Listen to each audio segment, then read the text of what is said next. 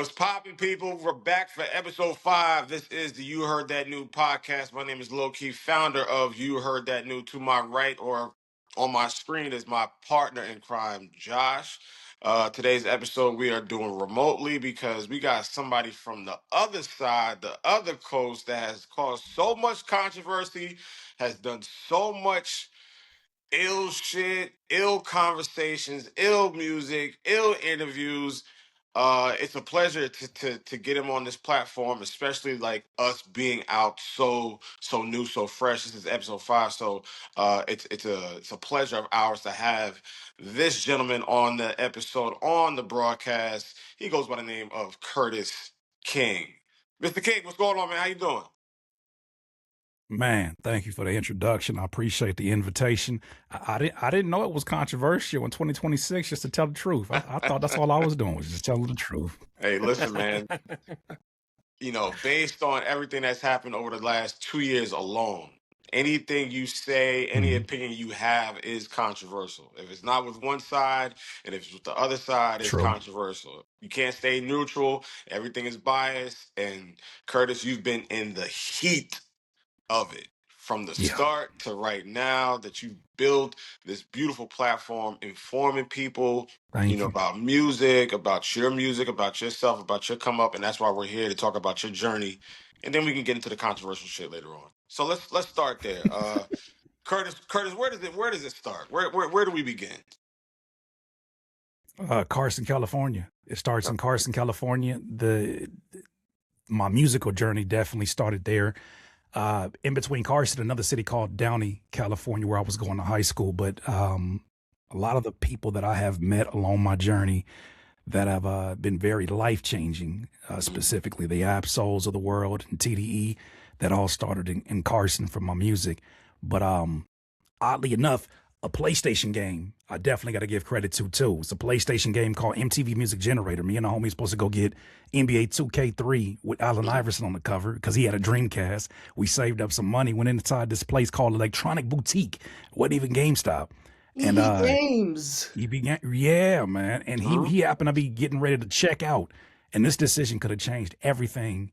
And I probably wouldn't be sitting here with you guys today, but I'm in the used game section. I see Tomb Raider, the double disc. I'm like, all right, whatever. I don't need that. Going through Crash Bandicoot. No, I already beat that. Right. What is this?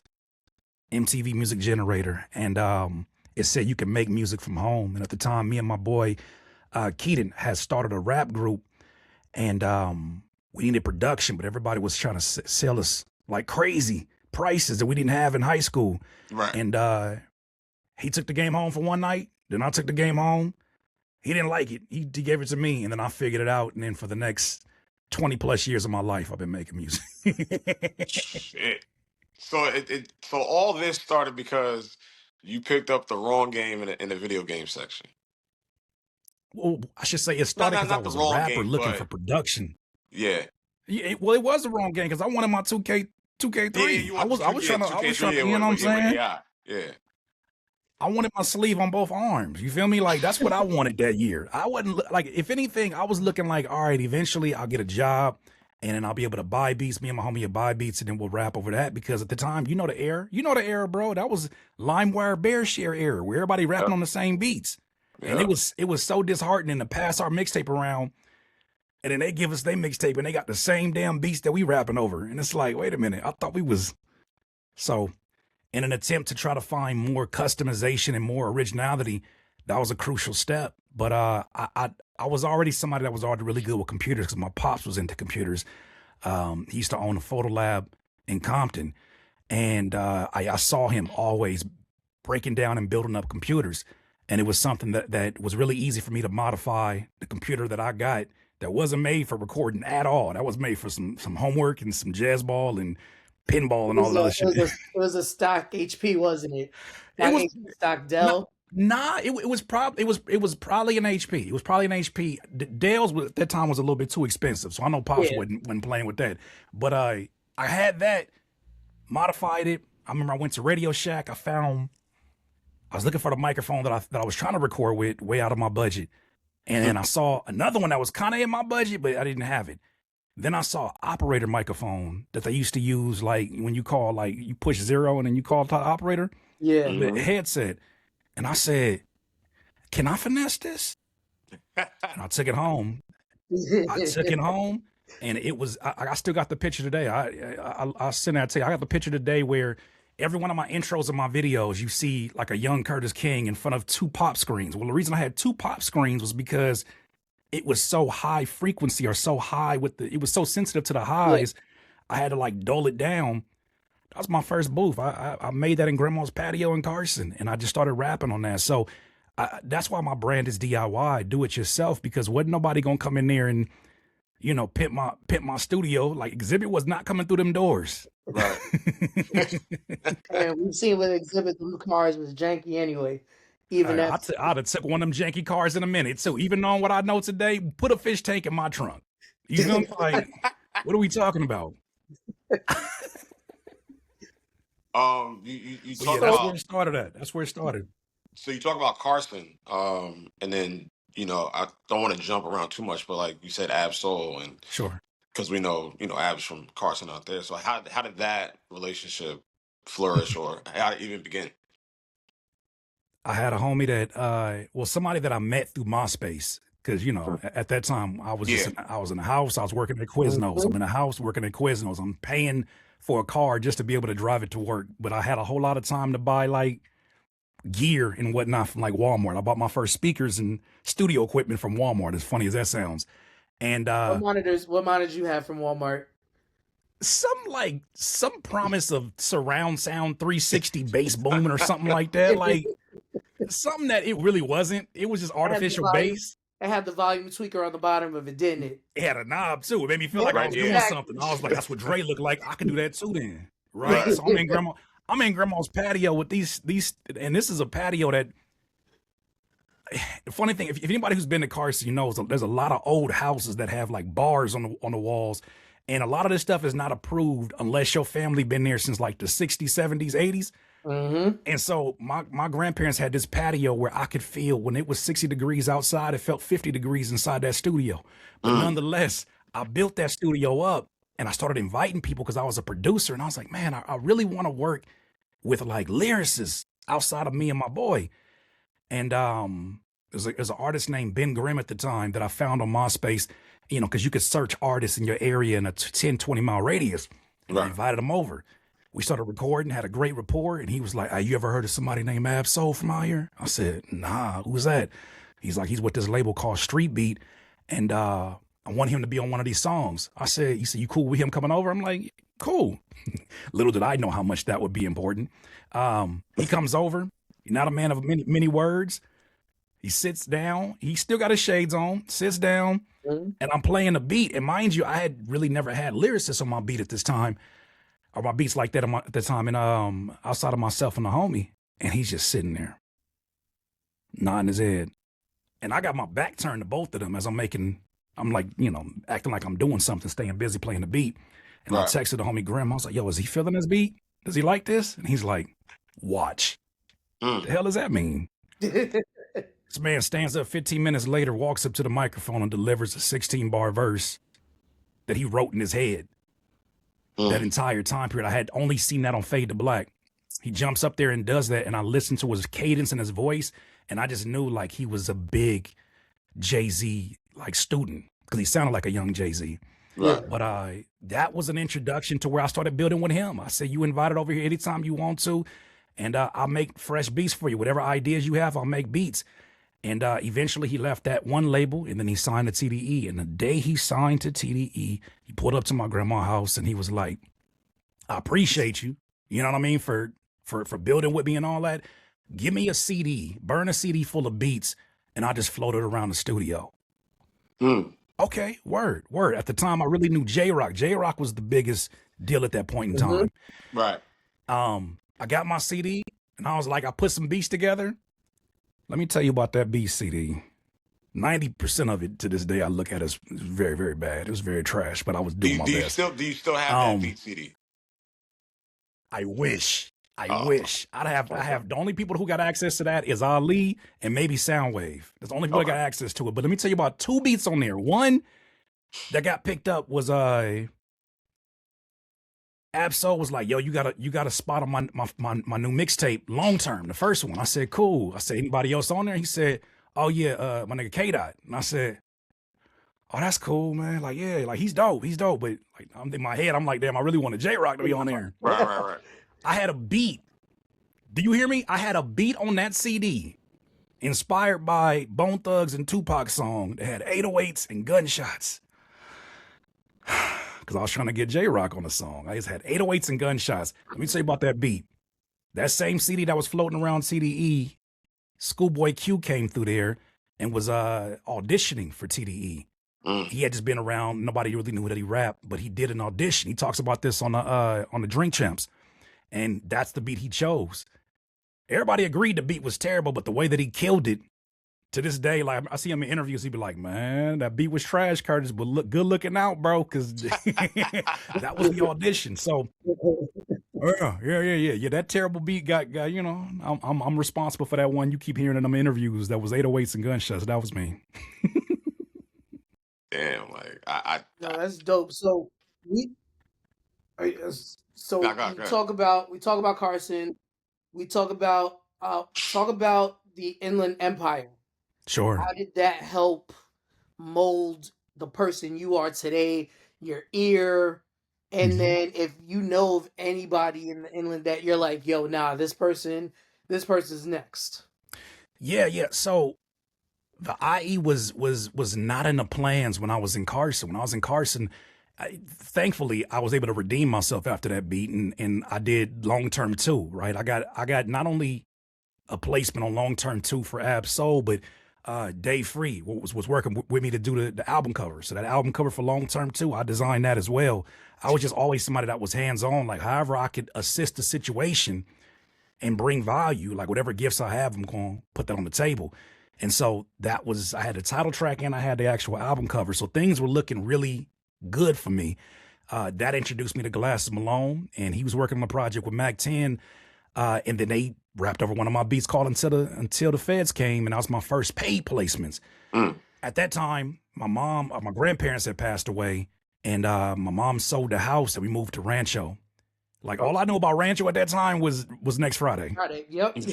Rancho Chacamangos. I'm the king around here. Right. Rancho We moved out there. All I had at the time, I had one of my exes was in the spoken word community. And so that introduced me at least to the creative space in IE. And then that introduced me to the rappers who would go and do acapellas there. Then eventually I met a promoter down there and artist named Noah James, pillar of that community. And that was how I got my first shows, was being down there. And one thing I noticed, man, they're not lying when they tell you how competitive LA is, how competitive and how cutthroat. And sometimes you could be in a scene, you could be part of the Lamert Park scene, and then people 30 minutes away from there have never heard of you because they got their own situation going on there. Like, people will tell you, if you lived in Carson, there's a difference between the black folks in Carson to Lakewood to it's just like entirely different tribes and cultures because of the bunch of different factors. But I'll say this, going to the Inland Empire was the first time that I had the hip hop experiences I used to study.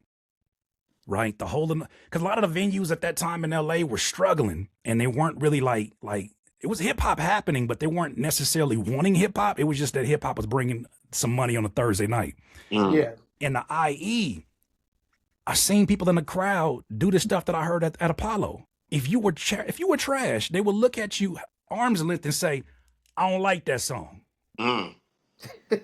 Oh, this some hip hop shit right here. Right, if you go up there and you rapping about stuff that is not like, it's not at the core of hip hop, you get booed off. I had never seen that like in that kind of way, and it was just such a thriving community of independent artists, independent clothing designers, independent producers.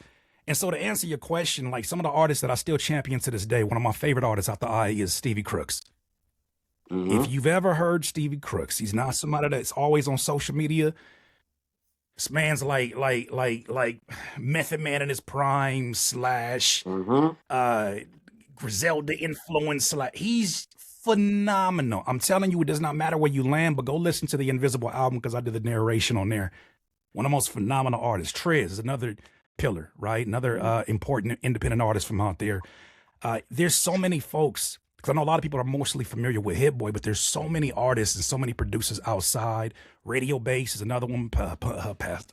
Spin the bottle, pass the bottle. There's so many folks out there that are doing some innovative things, and so I'm grateful to have been able to contribute to that with the independent label that I was on at the time called Black Cloud Music, and it's like our 20th anniversary this year. So, IE is a gold mine of talent that sometimes doesn't get the look because it's looked at as, because of where it is, right? Because of where it is, and then also a lot of people sometimes in LA position it as like the country outside of the big city, right? Or like the country cousins, and it's not that at all. I experienced hip hop in a way that I had never experienced it when I moved to IE, and that's where I truly was able to build a fan base and do so many hip hop things out there, ciphers and all these different things. Was that young Curtis King with the flat top in the? That's where I found that because when I was in LA, I'll tell you this, and this is no shame to LA at all, but like there's so much pressure to try to get on somebody's radar and to get signed. Like my first show was a pay-to-play show that the promoters left the venue before they decided who the winner of the contest was. Wow. And they had A&Rs from labels and you don't want to stand out too much because that could work against you to where you're like, oh, you're not serious. You a weirdo. And the IE that got embraced to the point where it was like, tell us your story, but make sure it's authentic. I said, well, people confuse me for looking like Sinbad. And I said, you know what if I embrace that and just call myself Baby Sinbad? And I said, wait a minute. I can't call myself Baby Sinbad and be in these regular clothes. Let me go out and go to the thrift store. And I started doing this, not thinking of a gimmick, but just thinking like, how can I get more and more to my influences? Def comedy, like Martin, Fresh Prince. How do I get closer to that? And I was more myself in those moments, and the people embraced me. Murs is one of the people that was the first ones from LA that was really like, I'm going to take this dude on tour, him and Noah. I'm going to take them on tour because it's just something that feels different and needed in this point in time. So the IE was very much responsible for me finding my creative identity, my branding identity. I didn't know it at the time, that's what it was, but it was very important because I think a lot of big cities sometimes don't stamp it until it's stamped by somebody they respect. Right. Yeah. So, Lo, you got it. What's yours? Nah, I was just like, I'm just listening to the journey. So like after the IE and after, just that phase of your career, like where do we go next? And like where does it take you next? And where does it land you? And what did you learn from just that previous, that previous phase? So at one point I tried to bridge the two influences, right? The influences that I got from being in the IE because from LA and IE, because at one point when I was in LA, it's so much of my story, man. At one point in time, Tay Beast, who obviously people know him for his production with TDE, Ronald Reagan era and such, that was my boss at one point in time. That was my mentor and boss at one time. He had a label called Rockstar ENT with my guy Starlab, and I was an artist there. Matter of fact, the first time that Tay Beast and Absol met each other was at a session of mine. And Sky Hutch, another fascinating, amazing producer that's worked with so many people out here, I met all of them in that environment. And so I've always had like a connection some way or another, even when I was in the IE. So I was bridging the gap. Shout out to Silas Money. He ended up becoming a manager of mine. I was working a whole lot with DJ Head, who I've known for many, many years. And I was trying to bridge the gap. Like I figured my branding out. I started to build a fan base out here, and I was bridging the gap because it was my home. And I had kind of like one of those moments where it was an awakening. It was an awakening where I realized, like, I don't know if this is the route that I want to go. I feel like I'm leaving a lot on the table because behind the scenes, I would not know I was mentoring, but I was mentoring a lot of my peers because they were going through things that nobody else cared about because they never made art. And they don't understand the struggles of an artist or the nuance that occurs there. And so I got to a place where I started listening to a podcast called Entrepreneurs on Fire. And every single day, John Lee Dumas would talk to a millionaire or billionaire, and he would ask him the same 10 questions. And when he got to the question about what are your streams of income, they would always say in some shape or form, it was teaching or giving.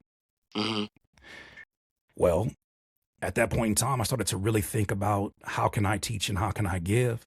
And that was what introduced me to the space of YouTube. Because even though I wasn't a household name, I did have placements. I was in the Source magazine for the Glass of Malone placement.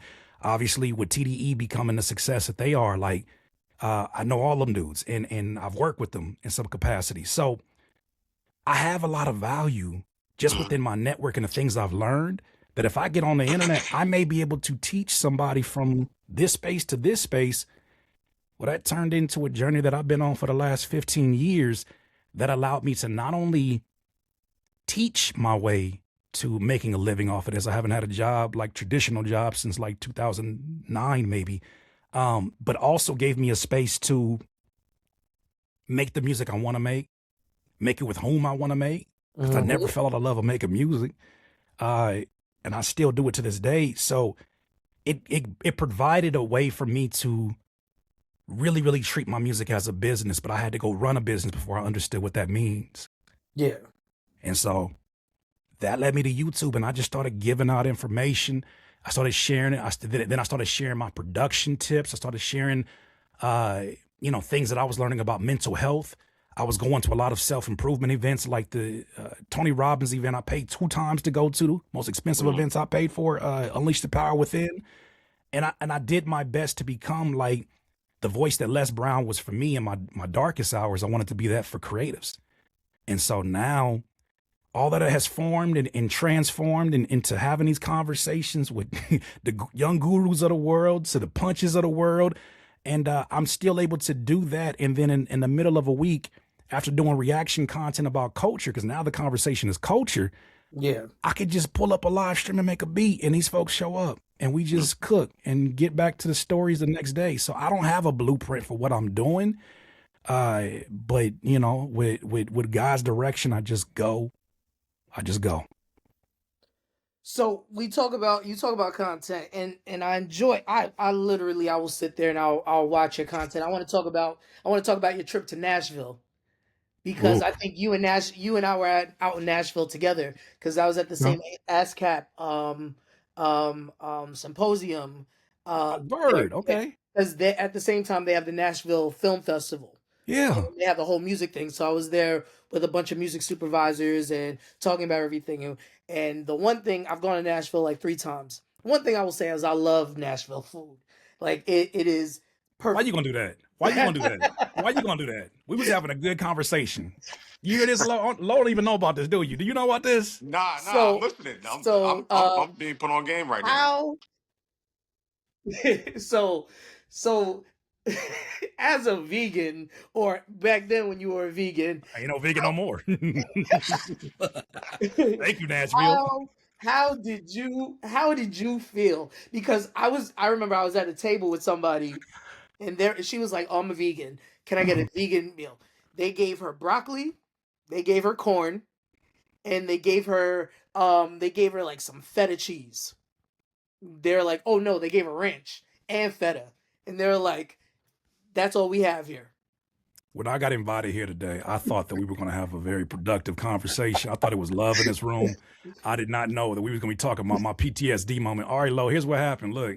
Talk to me. I went to Nashville for this ASCAP event, and I'm like, hey, cool. Like, let's get, they was talking about AI at the time. Cool. I got some feedback. I love being a representative of hip hop in these spaces where I'm seeing country artists who are like the greatest of their songwriters out here. I'm like, this is crazy to be here.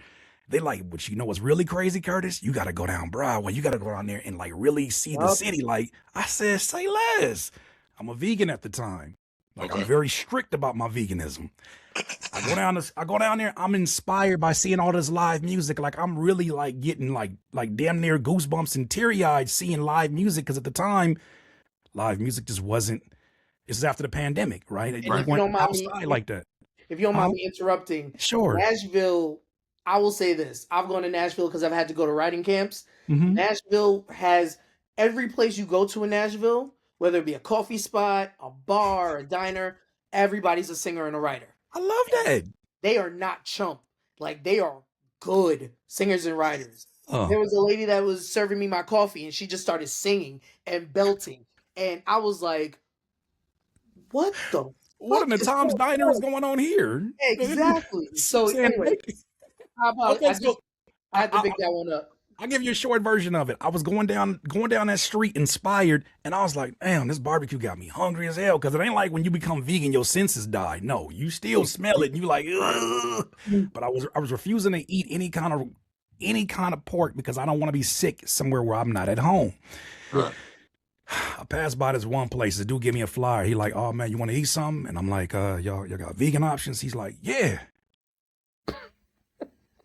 Now, mind you, I'm thinking, yo, we in the era of Impossible Meat. We in the era of the other burgers. What is it? The Beyond Meat. I'm like, oh, we good. He probably got like vegan ribs. I've seen them. Yeah. Right. I get in line, and the lady like, oh, you want a vegan plate? You want everything? I said, hell yeah. And she like, all right, I gotta go to the back. She go to the back. I go to the cashier. The cashier say $17. Oh, I just know this finna be good.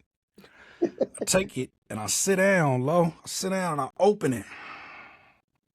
That shit was 2 slices of white bread with corn, mash. It was potatoes. It was mashed potatoes with like, I don't know, like gravy with no meat. Corn.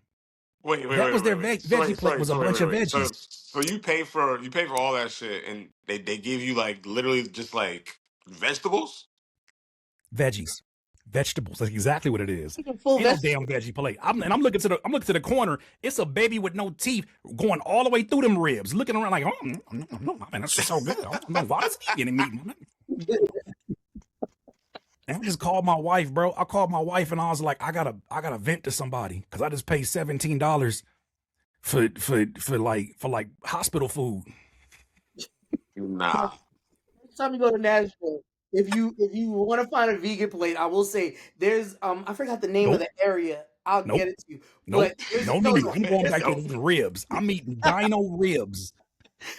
But I will say Nashville, I've never had like a brisket. Their Nashville hot chicken. I'm sorry, Curtis. I am going to come back at least 40 pounds heavier because I'm going to make up for that time period. I had been there one time. We was on tour with Murs in 2013. Right. I had never been there long enough to make some grown-up decisions. We was broke on tour. I had money. I was like, yeah. Vegan plate. Make me sick. We had a per diem. They were like, yo, and they were taking, like, as a music supervisor, all the labels want to take you out and they want to wine and dine you.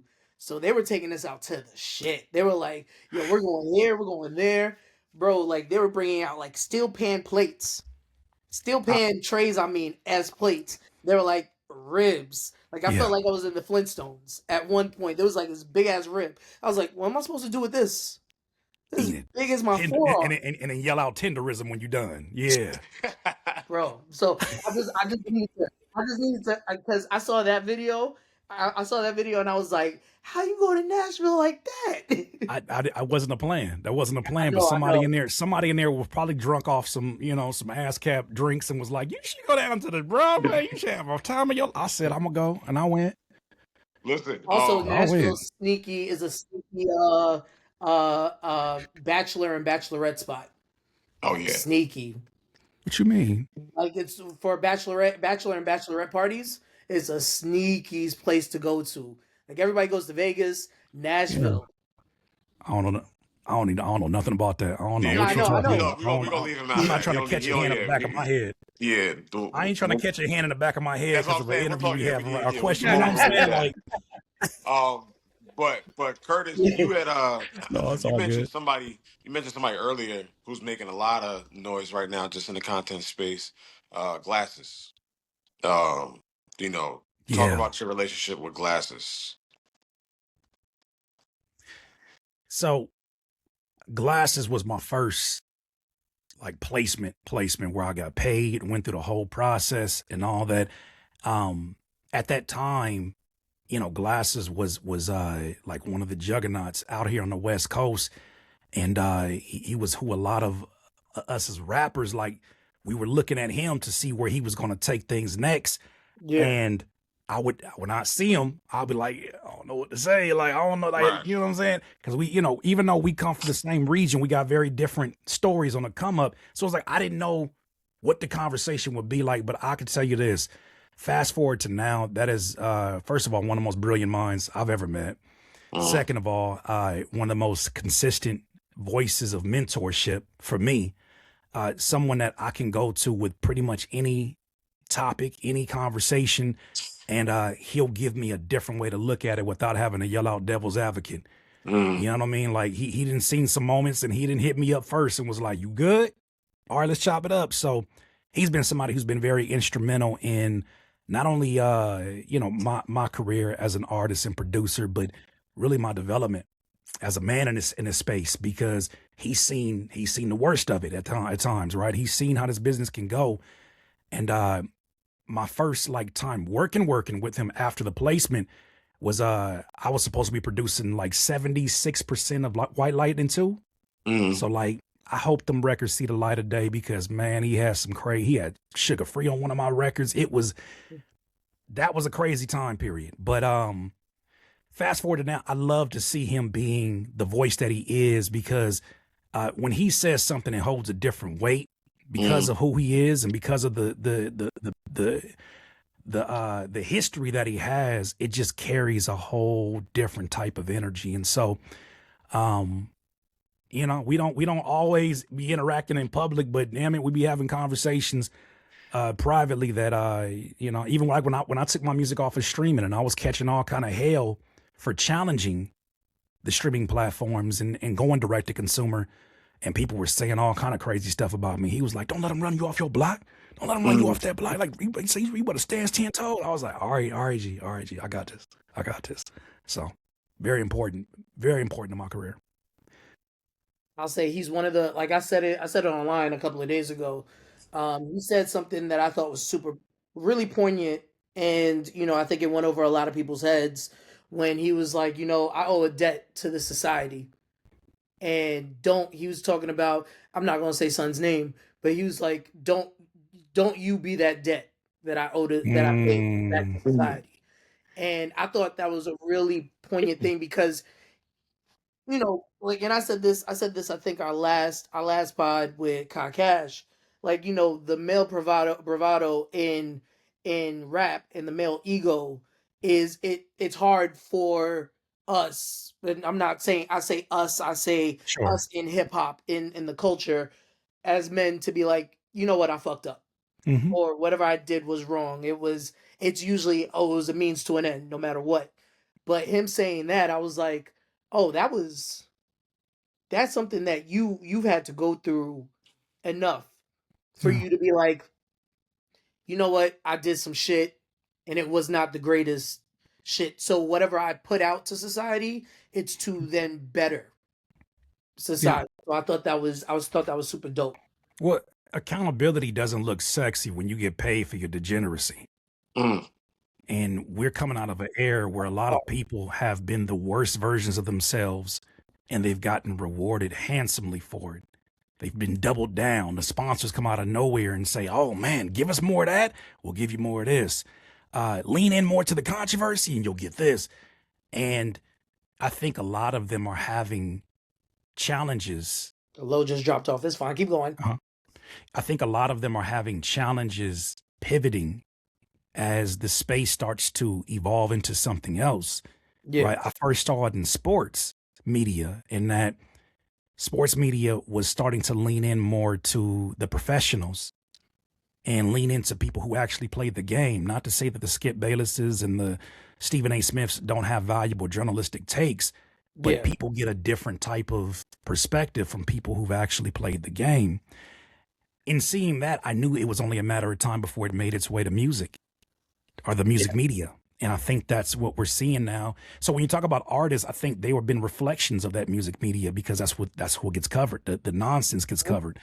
And so now what happens when the nonsense, I heard a reporter one time from Florida who went viral because of the way he talked and people were making fun of him.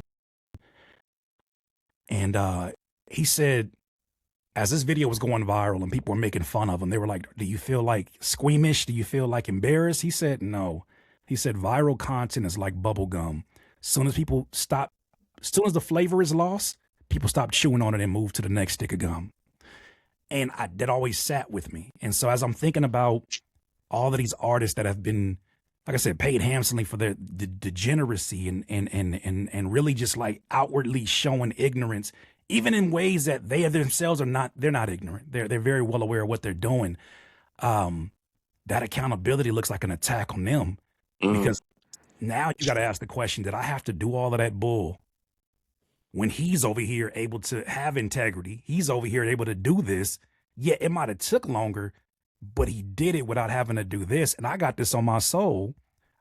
Maybe they've compartmentalized. Maybe they've made peace with it somehow. Maybe they just let it go. That's hard to digest when you see people out here. And I'm one of them people. I'm absolutely one of them people. It might have took me 20 something years before I became an overnight success in this space over here in YouTube. But I would gladly took it, because all the people that I wanted cosigns from coming up, it don't mean nothing today. It would not mean nothing today. And I thought it was everything at that point in time. I'm so glad I took the longer route, because can't nobody take nothing away from me. Can nobody take nothing away from me, because they know that I really got it out the mud, and they know that I really worked this thing from the very beginning. And I put my hands on every single aspect, from the video editing, from the production, from trying to figure out how to get these cameras to look better, to the color correction, to anything you can think of. My rapping and writing and improving upon that, and my ability to improve my interview skills. I really just figured it out. Did it myself. Thankfully, I had a lot of beautiful mentors along the way, but they can't do the work for me. I got to do the work, and that's what I did. So I'm grateful. I'm grateful that it took as long as it did, even though I haven't always been grateful about that. Yeah. It's so many different directions we could take this, because just even I'll be very specific and very direct. Even during the battle, you had a very, very big voice. You were very, very firm on your beliefs. You were firm on your judgment. How did that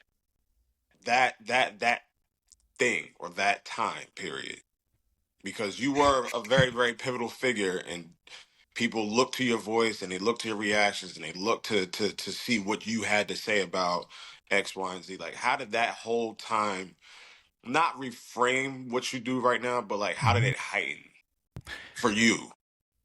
It challenged me. It challenged me to bring the thoughts that I already had about the state of culture, the stuff that I didn't agree with, the stuff that I thought should be amplified. It gave me an opportunity to say these things out loud, right? Even especially, like, a lot of folks come to my page and be so mad at my takes, thinking that it's coming from a Latino man, or that it's coming from a Caucasian man. And no disrespect to any of them races, but I'm a black man. My government name is D''WAN. I went to LAUSD. I am Dewan. My mother's nickname is Roro. Like, Right. like my pops, like, I ain't trying to give all the information, but I'm just saying, like, that's not my experience. That is my life. That's in my blood. And so I've always had, I guess, a bit of insecurity about like really speaking pro-black on the things I really want to speak about. Because I was like, how's that going to be taken? We coming out of a time where you got the Rachel Dozier, I forget her name. Like, how's it going to be taken? But this is hip hop. And I love it so much, I'll take every one of them bullets again. I'll take all of that ridicule from all of them funky ass owls. I'll say it all over again. Because damn it, I love this hip hop so much. It didn't change my life. It didn't change my friends, my homies' life. You know what I mean? Like, it's the reason I can provide for my family. But forget about the financial. It was there for me when I didn't have nothing. There were stories told that inspired me to this day that still give me goosebumps when I think about like Kumo D, when I think about the stuff that my pops brought me up under, when I think about Tribe Called Quest, when I think about the type of music that had the ability to change the literal temperature of the room for me, when I felt alone, when I felt like when it wasn't somebody out there, the younger Kanye, when he was telling stories that I was like, I can't really relate to all of these street stories. I relate to the hustle of it, but I can't get to the specifics. That Kanye West came along and I was like, yeah, that, or De La Soul. Yeah, I understand this. That is worth defending, because I started to see a rise in anti-intellectualism, which is something else I'm very passionate about. So I see black folks getting attacked. I see culture getting attacked. I see intelligence getting attacked. That's a calling for me to step up and not be a coward. And I'll say one last thing about that. A thought came to me that really messed me up during that battle. Mm-hmm. And I'm not comparing this to the era of the 60s because I don't know what that experience was. Mm-hmm. But I asked the question, during the rise of the Black Panther Party, what role would you have played? Would you be somebody that's still around and be like, I stayed out of it and that's why I'm here today? No shade, but would I have been that, or would I have been somebody out there that would have been passing out pamphlets? Would I have been somebody in the room, you know what I mean, talking to a Huey Newton? Would I, like, what role would I have played? Because that's what my pops had me come under. He had library books full of black righteousness and black thought. Library full of books. Malcolm X, all of this is what I came up under. That battle was bigger than just raps versus raps. That was a fight for culture. That was a fight for integrity. And that was something worth moving past even my own hesitations. And that's how I took it. It felt like a spiritual battle at times because I was like, it was consumerism versus culture. Yeah. And the people who were like, it's not that deep, those are the people that I saw as a worthy enemy. And that's what I was about to ask you. Because of how deep you're taking it and how deep you look at it, there are a lot of people like, oh, well, it's just entertainment. It's just, two artists that don't like each other going back and forth and having fun, whatever the case is. But how do you look at, or what do you say to the person that thinks about it like that? And they're not wrong. And Sure. they're not, they may not have that understanding, or not, not to call them dumb or inferior or whatever. Right. It just may not be that serious to them. Like, what do you say to that person? I would say you need to go find out who's responsible for your hypnosis. Because what a lot of, and it's crazy because I saw people that look like me that were pushing that kind of rhetoric. And I'm like, do you understand this thing that you say that you love in hip hop? Do you understand the core of it? Like, do you understand one of the pillars is like knowledge of self? Does that even, the fact that I was seeing people that look like us that were pushing rhetoric that felt very Eurocentric and felt very detached from like even our own instincts. I was like, what? What do you mean slave music? What do you mean Harriet Tubman music? Wait, what do you mean rapping like I'm trying to get the slaves freed? That's when it started to become a whole other conversation. I was here for the bars. I was here for the back and forth. That was right. what it was. But the moment it started to become layered and the people who listened and said, oh, no, this is deeper than that. When you listen to a 616 in LA, I hear a prayer. I hear somebody revving up and praying about the things they're getting ready to do before they did them. And then I started to realize the people who were coming in and saying, that doesn't even make any sense. Explain it to me. Those are the vultures that I have no desire to educate. But I found myself educating them because I was like, what do you mean you don't get it? And I realized, oh, that's what gatekeeping is. Do that. Stop. So the people who are like, it's not that deep, please go do the research of who did that programming for you and realize why you and I can no longer have this interaction about anything, because I'm not finna educate you so you can weaponize that against me and say, well, what about the contradiction in this? Yeah. Because you wouldn't let me walk in your house and say the contradiction of what posters are on your wall or what books are inside your Yeah. You have a gate around your home for a reason. Right. So I saw that, Lo, and I said, I felt it before I understood it. And it felt like a spiritual experience happening. And I realized the people who thought I was absolutely crazy, we have nothing in common, and I'm okay with that. So to jump in, you were talking about art and culture. I forgot the sister who you were talking to, but she said something really poignant where she was like, we need to start gatekeeping art again. Jacqueline. Yeah. There we go. Jacqueline, shout out to you. I want you to like flesh that thought out because I agree. Like it's become, and it will tie into the conversation we're having earlier that we can jump into also. But Right. the ease at which the art of hip hop is now to get in, and now it's seen as a lick. It's seen as a way to just get rich quick and then go on to your next grift. Now, so what are your thoughts on, gatekeeping? And a lot of I these love it. dudes, and it goes into one rapper saying that he does not believe he doesn't like rapping. He doesn't like rapping like that. Or You mean well, 21 Savage? Just say his Yeah, nigga's let's just name. say it. Let's all just right, like yeah, we'll Just say say his all nigga's right. name. 21 Yeah, Savage. I am 21 not Savage moonwalking around saying none of that. it all ties into that. So, what do you feel about the gatekeeping? Should we go back to gatekeeping the art? So I think that there's two different gatekeepings that should be acknowledged, right? There was a gatekeeping that I experienced, and I know that's the other one. In that when I first came in as a producer, I couldn't afford the hardware. I just couldn't afford the hardware, and that's what was on Scratch magazines. And it was like, you're not a real producer if you don't have this hardware. But it's like, I really want to learn, but I don't have access to a studio. I can't afford these things. What I can afford is this FL Studio. Afford. This FL Studio, afford. This FL Studio and this PlayStation game, right? And I started with that, and I learned my way through that process. But there was gatekeeping where it was like, even when I got good, they were like, nah, because you don't have this equipment, you don't deserve to be in here. But like, I'm getting really good, and I'm really studying this thing, and I'm a student. Nah. Or the kind of gatekeeping where you have an old guard that's like, yeah, you probably deserve this spot, but I'm not finna let you take my spot. That gatekeeping, out of here. No time for that. Like it has been, the game has been leveled to the point where we don't have to be concerned about that. But the other gatekeeping, which I think is a very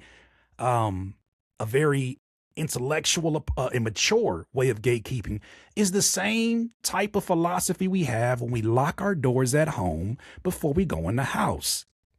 Why? Because you don't want a squatter coming in the house, sitting on your couch, tracking in mud, putting they feet on the coffee table, sitting around like, fraternizing, eating out your fridge.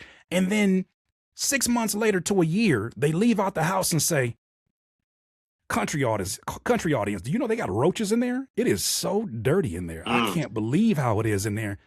And then meanwhile, we sit here like, we embraced you. We gave you all kind of passes. You know what? Stop the invitations to the barbecue, your individual barbecue, whatever that your tribe represents. Stop them until we do some. It's almost like when you see a business that says we're closed for construction. I think that culturally that holds a lot of weight. A lot of us are closing the gates for construction because these people did a number on the house. Pictures is all cricket. There's holes on the wall. There's mud all over the carpet. We gonna clean this up. And we gonna figure out a better way to make sure that we never let that happen again. And I think that form of gatekeeping is not only doable, but it's something that you can practice every single day on social media. That's why I say I'm not educating no vulture. If you come into me attacking me and saying, well, explain this then, I ain't explaining shit to you. Can't explain it.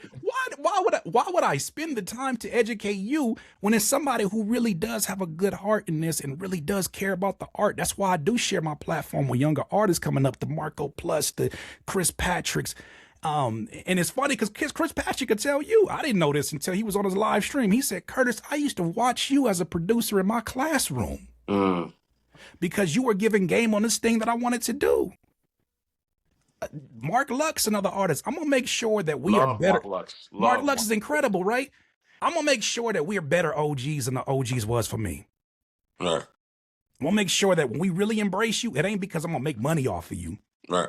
It's because I realize that if I do and I pass the baton the right way, you're gonna really help. You're gonna uphold this culture the same way the OGs that made it available for me to come into this culture, the ones that really cared.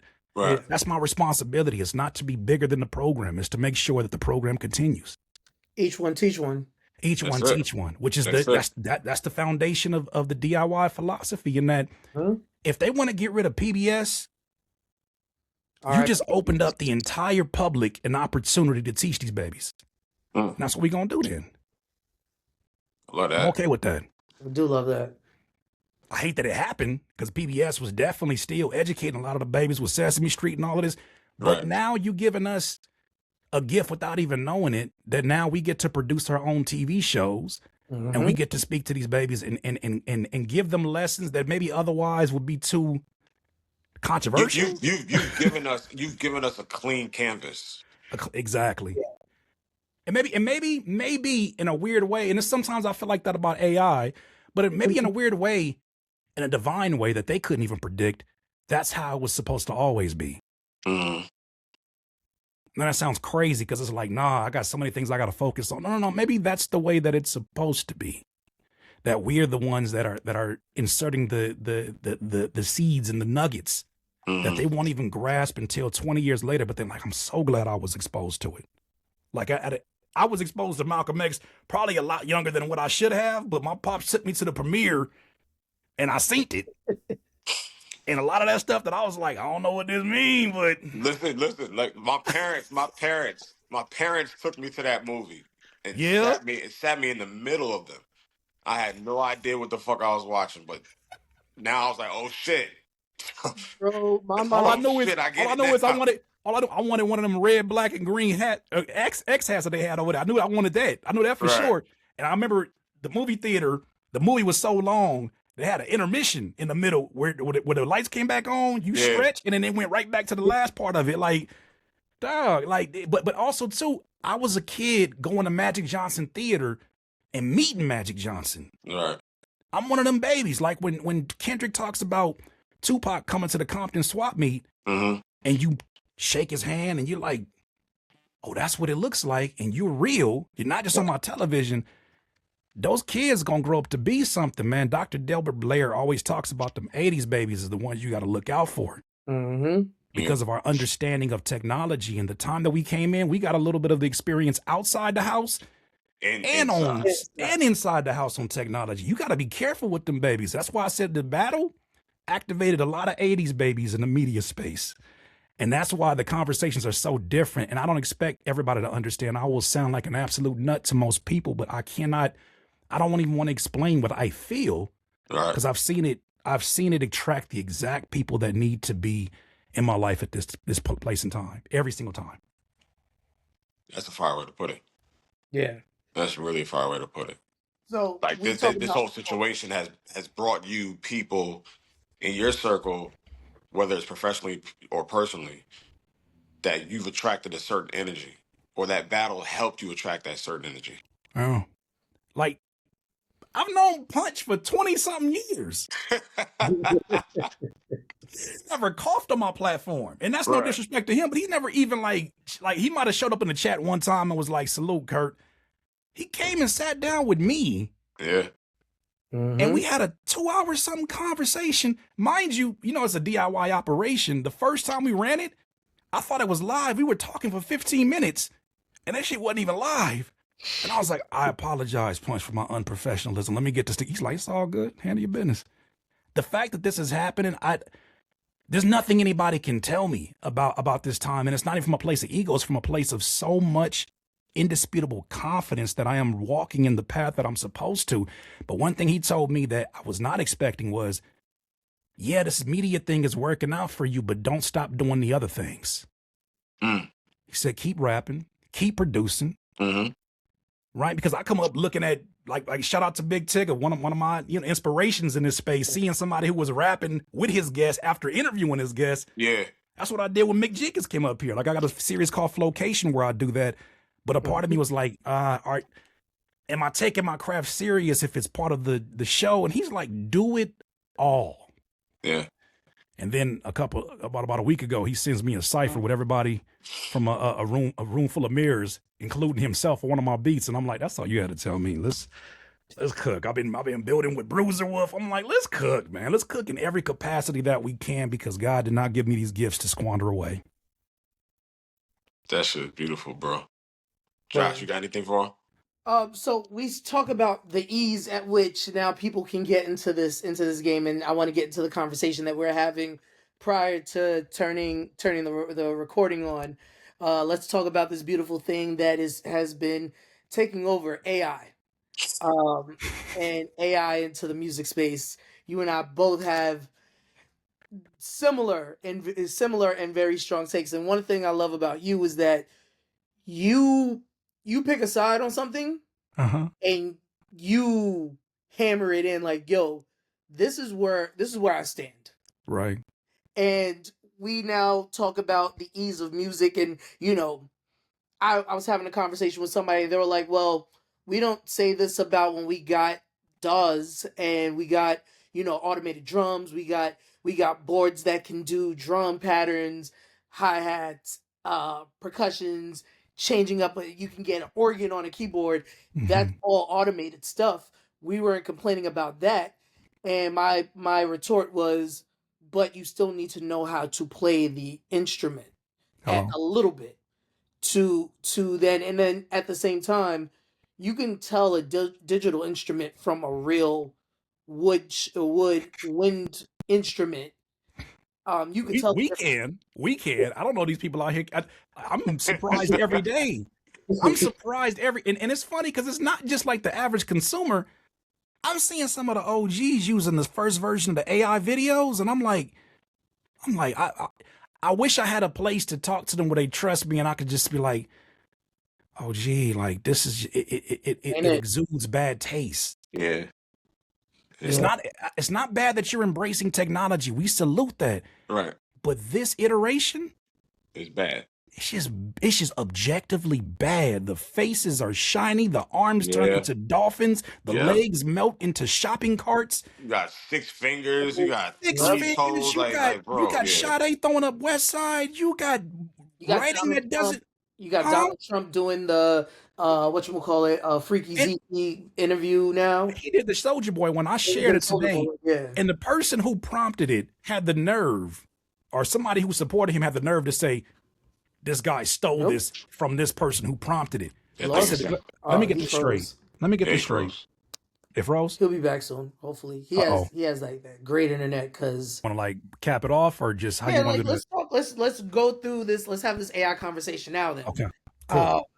Hold on. Let me mark this off. This is my first time using Riverside too. So this has been a learning experience. But and I didn't make it any easier. So my apologies again on that. No.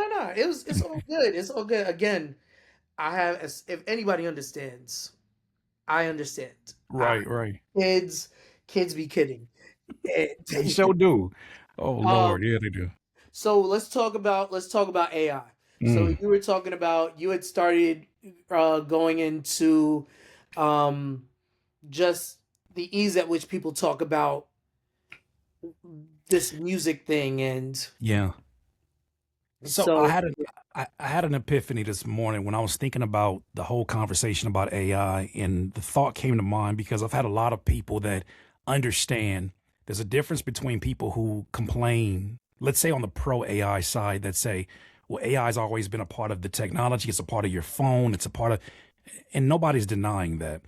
But there's a very big difference between that and flat out plagiarism, which is the unethical use of really not AI, but generative AI, or machine learning, I should say.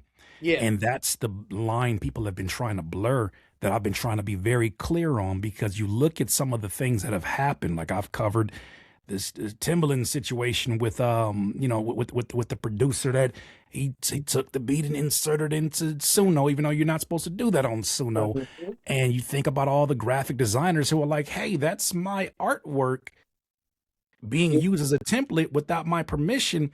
There's unethical ways of doing it. But you know what I've noticed, and this is the epiphany I had, the people that are the most pro AI, like the most pro AI, their avatars, that shiny, ugly ass AI photo, their album covers look worse than when they did them themselves.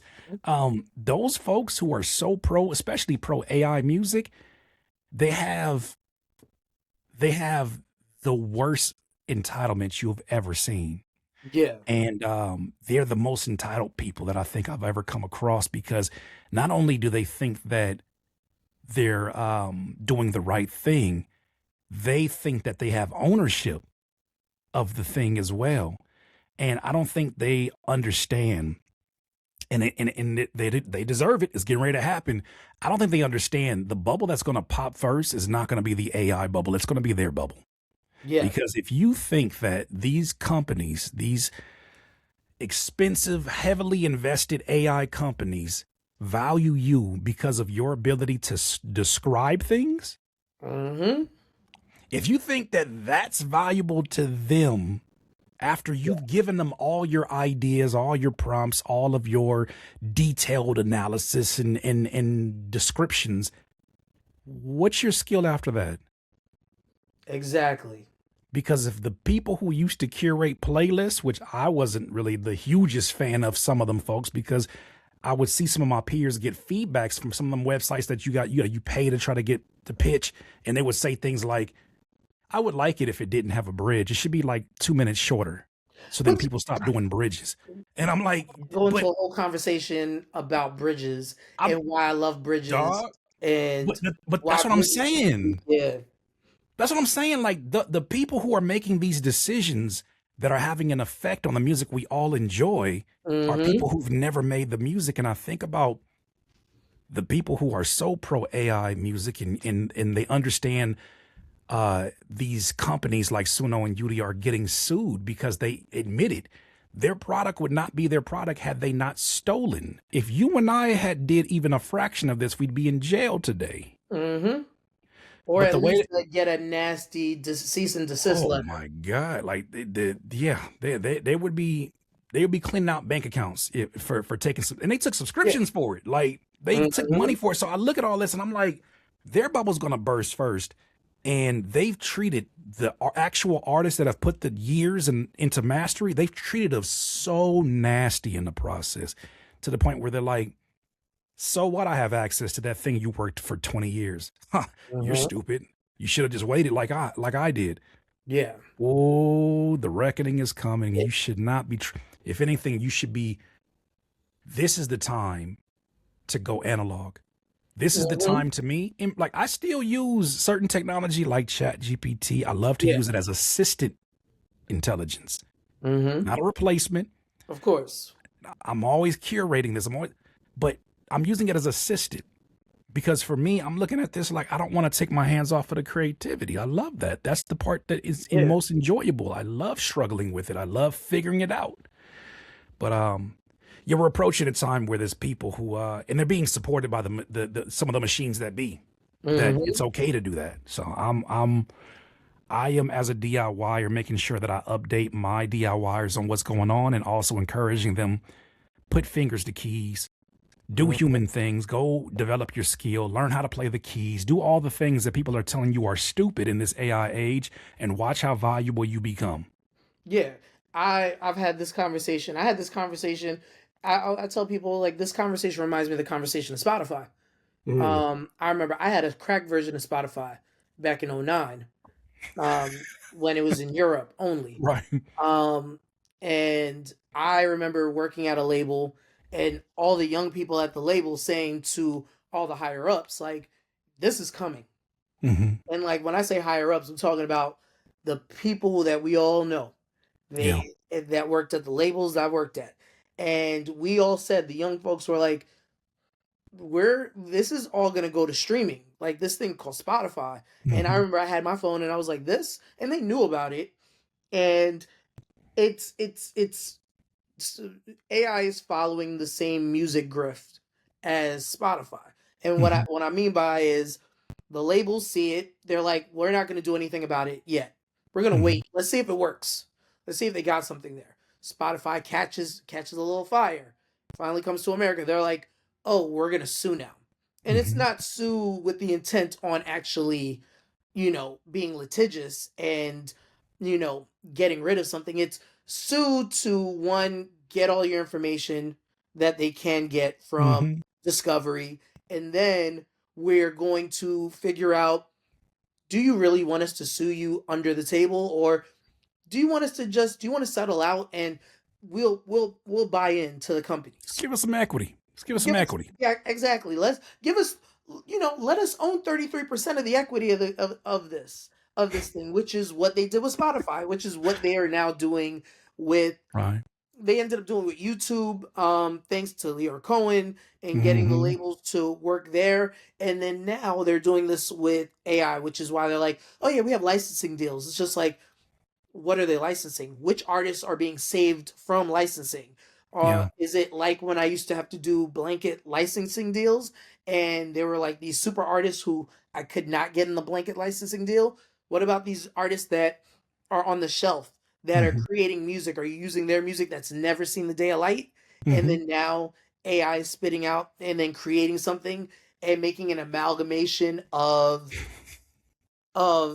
these artists, and now it's this one weird jumble of an artist whose voice cracks and changes depending on the verse, like the one R&B singer who created the diss record. Zania Monet, yeah. Yeah. Boy, oh boy. And when I had this conversation with people, it was I tell people, I'm like, what AI is going to do, it's going to separate the really skillful masters of a craft, and it's going to get rid of everybody else. It's just like Fruity Loops. I think I had Fruity Loops at one point because I was like, oh, I could put a beat together. I thought I could just do it and just be around my friends. Right. And then you realize it's difficult, and you realize it's hard. And but is it your brand of difficult? Because everything is difficult.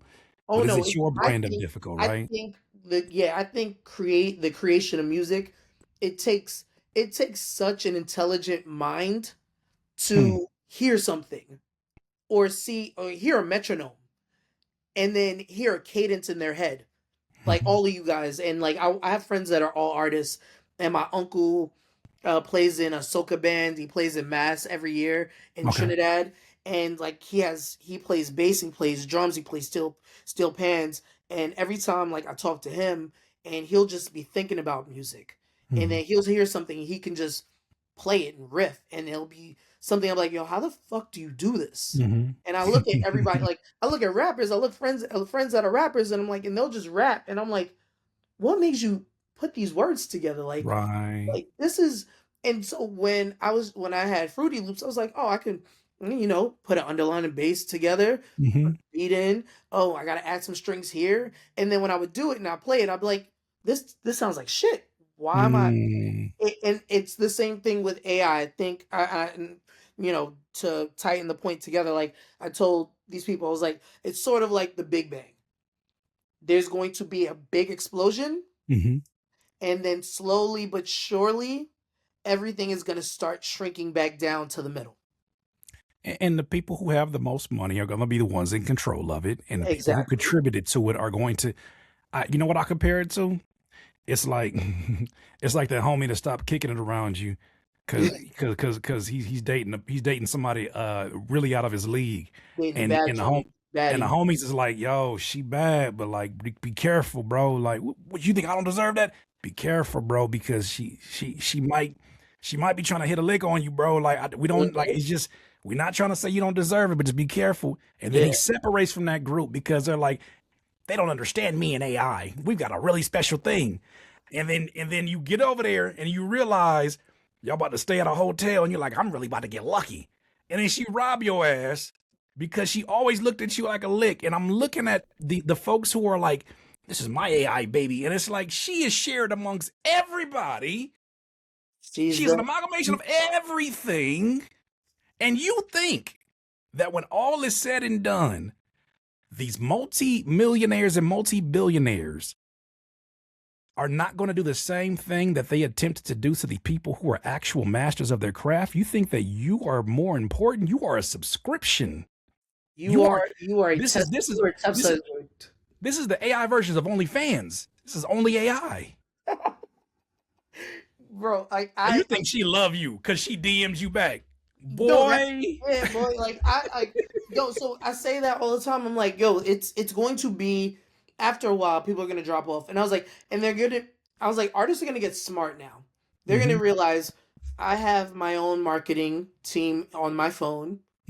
I was like, the only thing that I need to pay for, honestly, if I was an artist, I would take all my music, like you did, take all my music off of DSPs.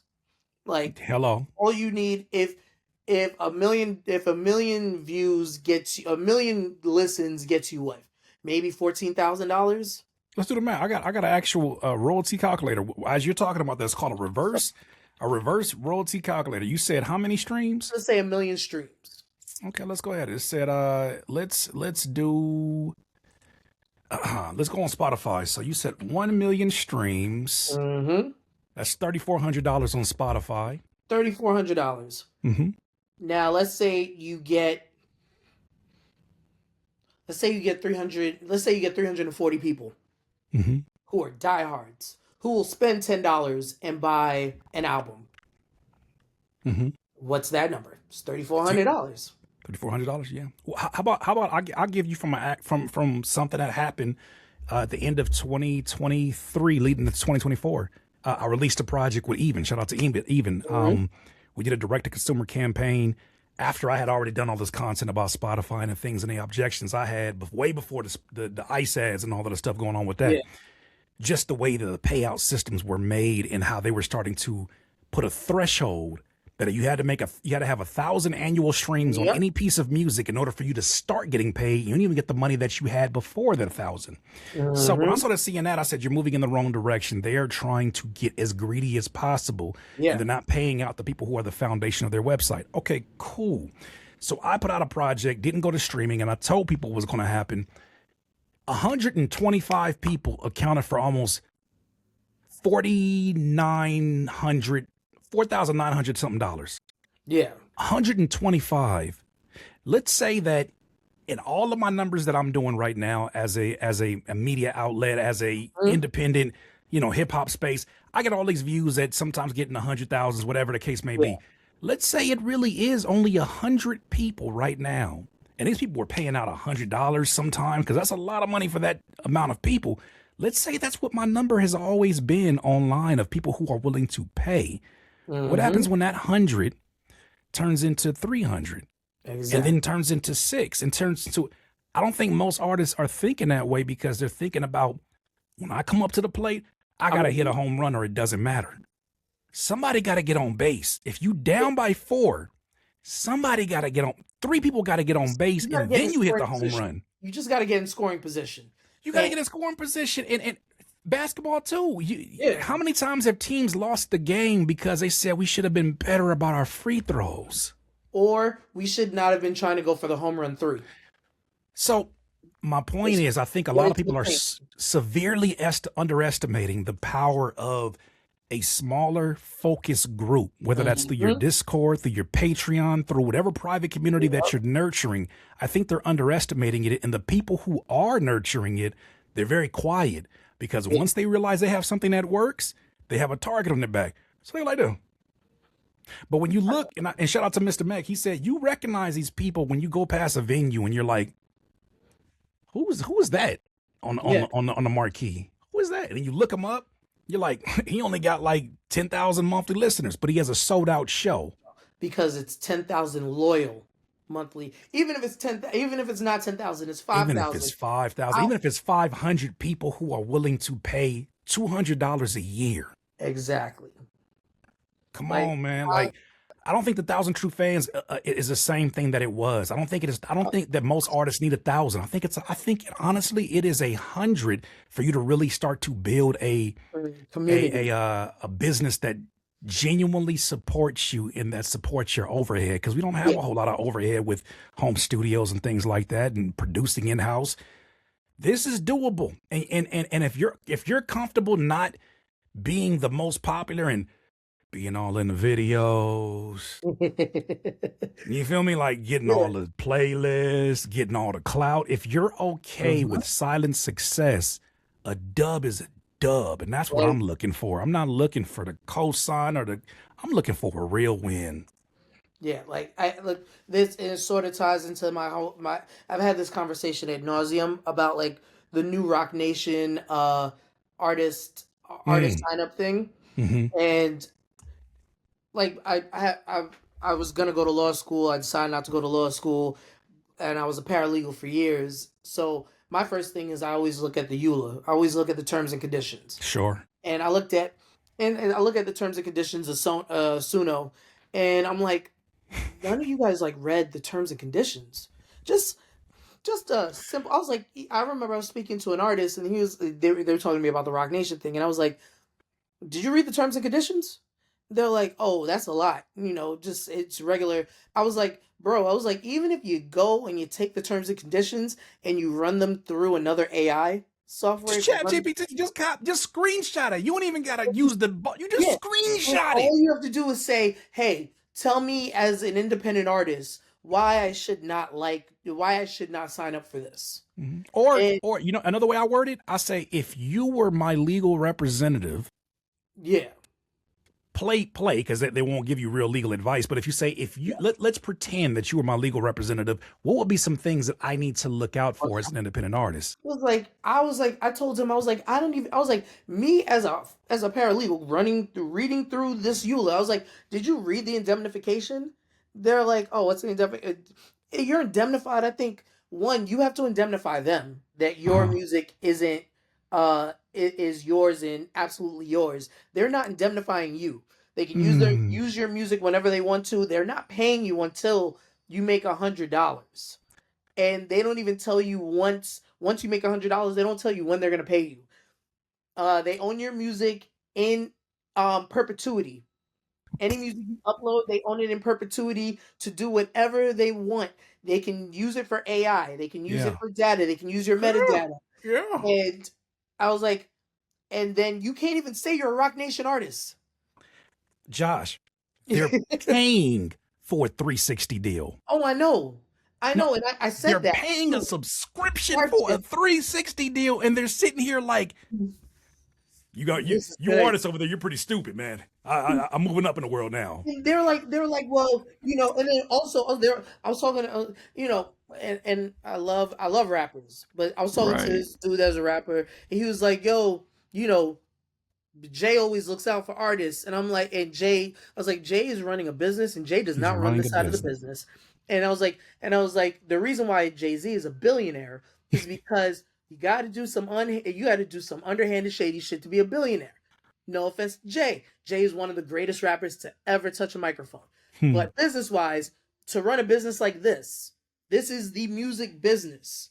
Yeah. You have to fuck some people. People who need it. You don't have to, but in something like that, somebody's going to get fucked. And I was like, it's commonplace in that environment. Once you get to that place of serving when you serve way more people than we were supposed to as human beings, at some point in time, somebody is going to feel screwed over based upon your actions, because it affects so many people. But I will say also too, some of that is for the protection of being in an environment. This is why, like, when you're in an environment like that, you need to be aware of how these power structures work. You got to be aware of, this person doesn't value ethics, doesn't value integrity, and will use my integrity against me in whatever way they can. When I started reading stories about Amazon and Jeff Bezos tried to buy out a baby diaper company. Oh, and yes. He tried to buy out the basis of Amazon now.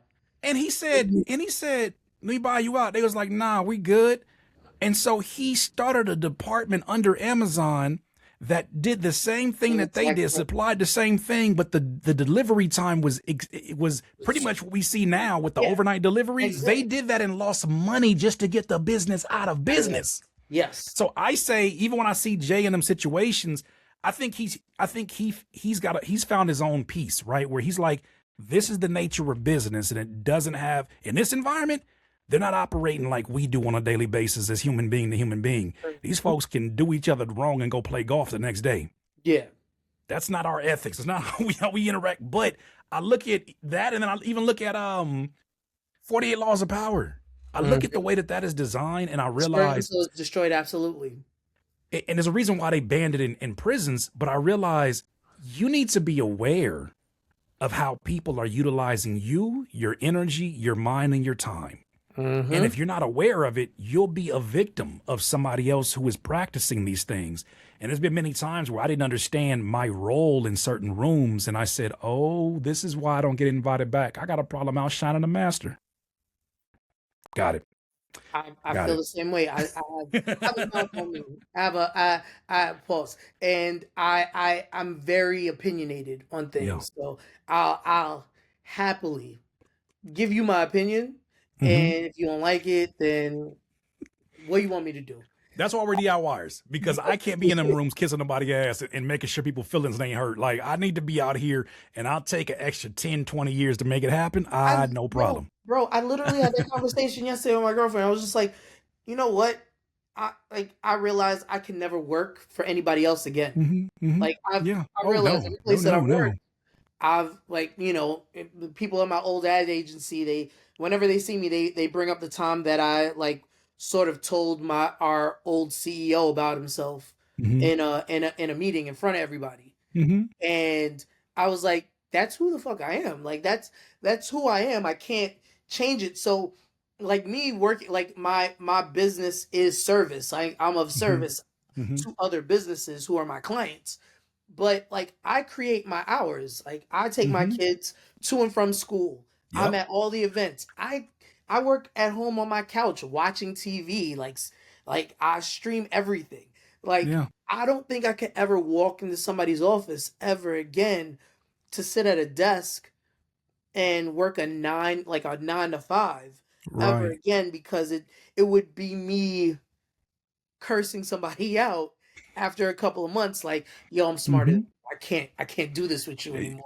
You can try to change, but that's just the top layer, man. You was who you was before you But you got got it. here. And so listen, on that, I think you are one of the most intelligent people in this game. I think what you do is highly, highly needed. Thank you. Um, just the truth, the honesty, and people seeing that they could do it themselves, Mm-hmm. and talking to somebody like you. I think if rappers had that back earlier in the days, Mm-hmm. before when it was just, you need to get a platinum chain, you need to have a certain look, you need to have a certain aesthetic. Dog, could you imagine Master P with social media?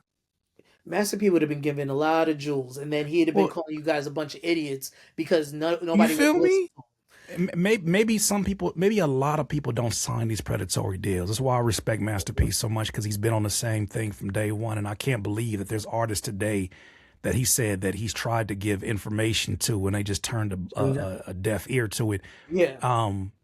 If we had an opportunity to see E40 and there was 4K footage of him out here in the streets selling out the Nine. trunk, that's why I appreciate a La Russell so much, because I'm like, we're Huh? seeing him do it, and he's doing it in a time where I think a lot of people appreciate it, and I Yeah. think a lot of people look down upon it because of how community based it is, because of how much the music is really genuinely him wanting to have fun and touch on whatever topics he wants to. Everybody Mhm. say they want to be independent, so they see somebody doing it, it ain't them, and they get jealous and start talking crazy. I got my Yes. support 1,000% around on the Russell, and those are the names that I want to amplify more. But then also too, I'll tell you this: from going to Strangeland and seeing Strangeland and meeting Tech Nine, there's Mm-hmm. levels to this independence, and we're all not playing the same game. I need people to know. I Tech walked in Nine. that build. I walked in that building and I seen acres, and they were like, "Let's take a golf cart to go to the merch building." What do you mean the merch building? I go inside the merch building. They say, "You know, this used to be a Montgomery Ward." Jesus. Excuse me. So there's level. I think people try to clump us all in the same category, and it's like, nah, you got options. Mm-hmm. Like even LaRussell, even he's running an operation out of his home. He got a beautiful team of friends and family that are supporting that. I don't even have that. Like I have people who support, but like I'm one of them people that, like you said, I probably work better on my own in a lot of ways, and Yeah. so I do. It's hard to find people that have your vision in mind for your company. Forget For my vision. It's hard to find people that ain't gonna piss me off. See, I didn't How want to say about it that? like that. Let's just say it like that. I'm gonna just say it like that, so I attract the wrong people and attract the right ones. Because they get in here, folks will get in here and think that the detail that you said slowly wasn't said slowly for no reason. Hey man, Yeah. no matter what else, I know there's a lot of instructions. No matter what, never do this, and then they go do the thing, and you're like, What the see, that's fuck? why the hell I do it by myself. It's gonna take longer, but I'd rather do it. Sometimes I like now I have like two coordinators. It took me a while to be like, you know Yeah. what, I want to hire coordinators in these roles, because I was like, I want to teach somebody, and I told my coordinators when I hired them, like, yo, you're gonna be working with me for 2 years. After 2 years, I'm firing you. Yeah. And they're like, wait, what? And I was like, at that point, you need to fly away. You need to fly Yeah, away, yeah, do yeah, your yeah. own thing. And I was like, I told them, I was like, you guys are two young black people. We need more black people in my space, which is Right. music supervision, music sync, and all that, because it's very much a boys club. Yeah, So I see. yes, I see. I agree with, sometimes it's hard for me to find people that just don't piss me off. Yeah, And because they slow things down, and they said with more people they said higher people. They said it go faster. They said and no, then it don't go faster till you figure out your systems, until you have an operation that can run on as much automation as possible. When somebody comes in, you could just plug and let them go, but they yep. understand there's a reason for every decision. I am one of the biggest nerd fonts you'll meet in rap. People don't understand that there's a typography psychology. People know color psychology, but typography psychology? Yeah, Don't you put that Friday the 13th font on everything. on my corporate proposal. You know what I'm saying? Like trying to partner with this is the wrong. You're not getting, like, you just picking fonts because you thought it was. I like this one on the font. No, this is not what we doing. Or sending me Oh, video edits. Yeah. I gotta put you on. There's a website that's all black people that created black people created fonts. Oh, I need that. I need that. Let me get that. Once I get it to you, I'll email it to Please. you. Please. And yeah, because when I started my business, I was like, I need to find fonts to, just for anything that I do, especially like for my decks. And my homegirl was like, yo, here's a website with just black owned or BIPOC owned fonts. And you Need can that. go through it, Yeah. you can buy them and purchase them. And I was like, oh, that's super dope. But yeah, Because I'll sit there and go through fonts for hours, and I just love, like, I and love when the you're fact that we are the new rap cities. We are the new 106 in Park. We are the new versions of the shows that we came up on, and a lot of them pride themselves on tight graphics, and and when I say tight, I mean like they're very like intentional. Even when you think of the Martin logo, it's very intentional about its coloring, its yeah, spacing. It's not just picking something and just letting it go. All these decisions were made with culture in mind, and that's something that I as a 90s kid and an 80s baby, I hold on to tightly with my music, and I think that's why it's so easy for people who are part of my tribe. yeah, That's one thing I'll say before you close up. For the artists that are listening right now, the artists that are out there, your career starts when you start firing fans that are not meant to be for you. And I yes, think we're approaching an era right now where we need to be very specific about who our tribe is. There's a mentor for indie artists named Jane Lee, and she's called the Indie Mama, and she's amazing for this community. She said, what if your number is 10,000 people? What if that's what it's always been? What if those 10,000 people will be what you literally tour off of, what you literally sell merchandise off of? Will that be enough? If you're able to make a living at this, a comfortable living, and provide for your family, and get your family in a place where you don't have to be concerned about your environment, you don't got to go sign no predatory deal, would that be enough? And I think that in this time of independence where people are reprogramming themselves from trying to go and get signed, you got to have that conversation. What is your enough number? What is your even your max number? What is that number, and why do you need $100 million? Do you need that, or do you need 10 million? And if that's it, let's construct a plan. If you look at your state right now, people say they want to be in the 1 percentile or whatever.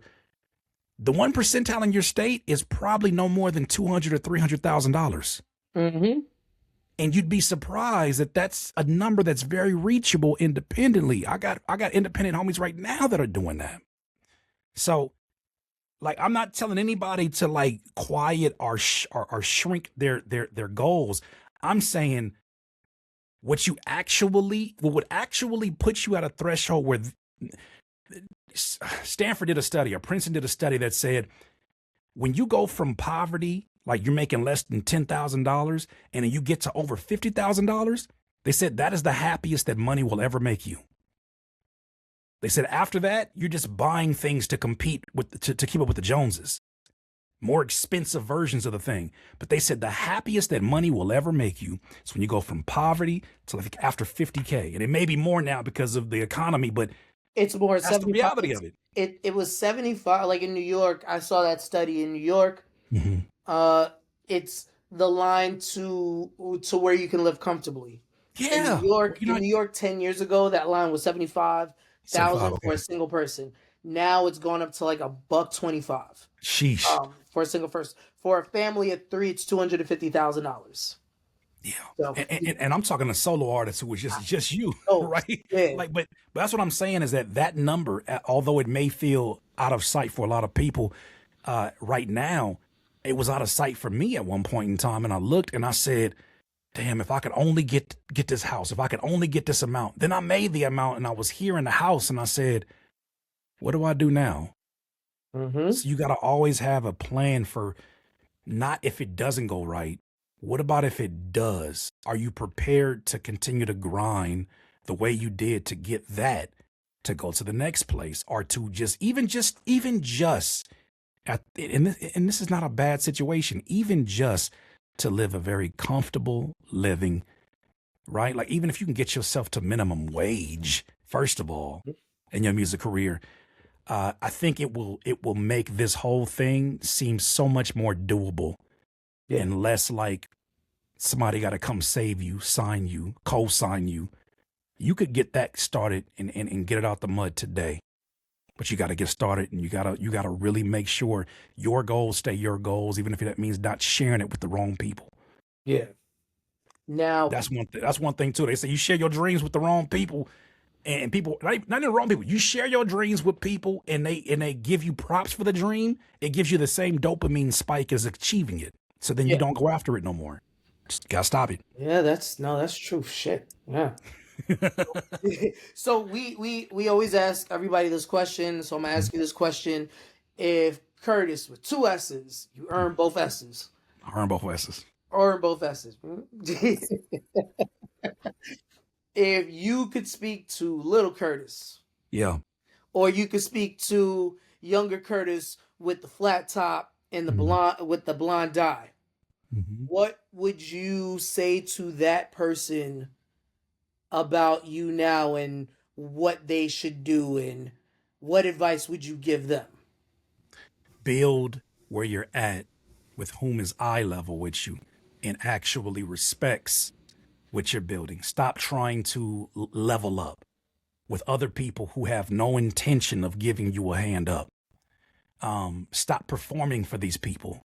Stop trying to get the cosign. Stop trying to be in the good graces of. Stop chasing those people and go build it your own, because you're going to get there.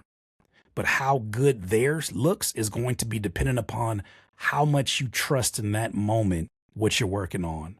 Because your family won't see it. Your homies won't see it. Some of your homies are going to drop off. Your peers won't see it. Some of them don't even see it for themselves. Lock the F in on what you're doing right now and just focus on the craft, focus on the craft, focus on the craft. And the more you invest in that and building your own opportunities, your career should be, I'm not looking for a cosign. I want to become the cosign. Everything will change. The secret to living is giving. So I would have told myself to give more too, to those deserving of it. I would have invested. I would have probably built with more artists. You know, I built with Ab Soul when I didn't really have a whole lot of money to my name and I wasn't charging him for production. I would have built with another artist and really became their primary producer. And I did some of these things, but if I'm talking to young Curtis, I'm telling him, can I cuss?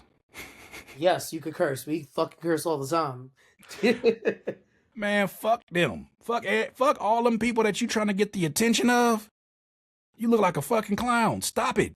Stop. Lock in, because I'm telling you right now, if you do what you're supposed to do, it'll all come back to you. It'll all come back full circle. You don't have to worry about that. You don't have to worry about the things you're left out of. You don't have to be concerned about your peers that seem to be passing you up. If you do your job, there is a safe that is secure that has your name on it, and only you've been given the combination to that lock. but you got to work to get to it. So I think I did a pretty damn good job 20 something years, but to say that I had this focused, I knew it was going to end up like this. No way in hell did I know that. I was very delusional, but that delusion created some moments, but I definitely would have told my younger self, like, almost tunnel vision. Because damn it, the same thing. I got songs early in that day that I was talking about, like the philosophies of DIY, and I had no idea that's what I was going to be preaching when I'm 40. 20 plus years later. Yeah. So that's it.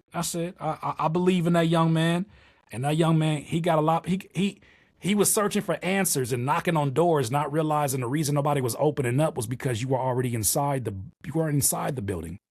You were knocking from the inside of the house. You have the answers you need. That's it. That's beautiful. All right. Well, this was a hell of an episode. Technology issues aside, for all parties involved. Yeah, shout out to Low, man. I'm sorry that I hope I didn't boot out Low because of my tech issues. Got Low's handling responsibilities right now, but tell everybody where they can find you. Yeah. CurtisKing.com is the first place. Curtis King with 2 S's. CurtisKing.bandcamp.com is where you'll find all of my music. Curtis King TV is where you come into my YouTube universe. That's where I put a lot of my content at.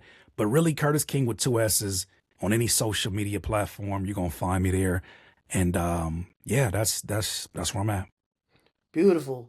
Curtis, thank you again. Thank you. I appreciate you. This is You Heard That New. We'll see y'all next time. Peace. Hold on.